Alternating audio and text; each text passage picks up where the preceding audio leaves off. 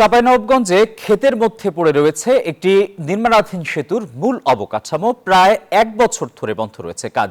এতে চরম ভোগান্তিতে পড়েছে 3টি ইউনিয়নের কয়েক হাজার মানুষ। অবশ্য কর্তৃপক্ষ বলছে দ্রুত সময়ের মধ্যেই নির্মাণ কাজ শেষ করা হবে। রফিকুল আলমের পাঠানো তথ্য এবং ছবিতে ডেস্ক রিপোর্ট। বিস্তীর্ণ ফসলি মাঠ, তার মাঝেই দাঁড়িয়ে আছে একটি সেতুর অবকাঠামো। নির্মাণ হয়নি সংযোগ সড়কও, ফলে বাধ্য হয়ে সেতুর পাশ দিয়েই চলাচল করছেন মানুষ ও যানবাহন। প্রায় 1 বছর ধরে এভাবেই পড়ে আছে সদর উপজেলার নরেন্দ্রপুর কাছড়ার খালের নির্মিত 60 মিটার সেতুটি।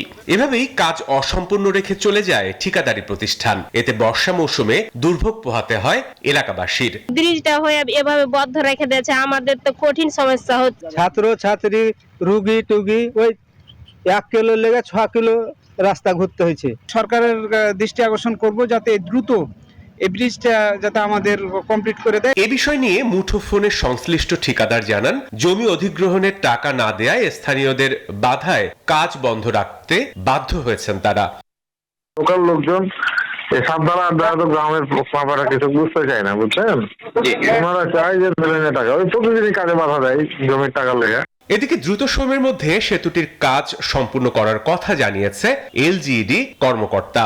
জমি অধিগ্রহণ প্রক্রিয়া প্রায় সম্পূর্ণ পথে, এখন কাজ করার যথেষ্ট ভালো পরিবেশ আছে, আমরা শীঘ্রই কাজ শুরু করে দেব।